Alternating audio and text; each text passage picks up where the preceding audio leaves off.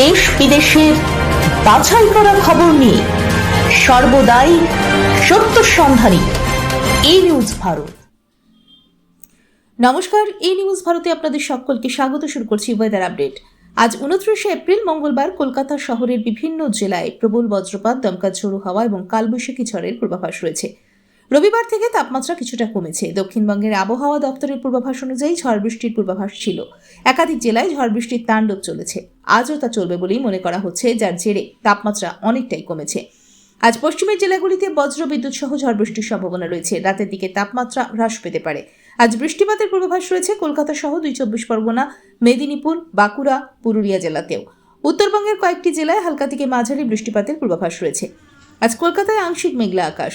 আজ কলকাতা ও তার পার্শ্ববর্তী অঞ্চলে দিনের সর্বোচ্চ তাপমাত্রা 31 ডিগ্রি সেলসিয়াস, সর্বনিম্ন 23 ডিগ্রি সেলসিয়াস। বাতাসে আপেক্ষিক আর্দ্রতার পরিমাণ 70%, অনুভূত তাপমাত্রা 37 ডিগ্রি সেলসিয়াস। আজকের বৃষ্টিপাতের পরিমাণ 10.4 মিলিমিটার। ব্যুরো রিপোর্ট, ই নিউজ ভারত।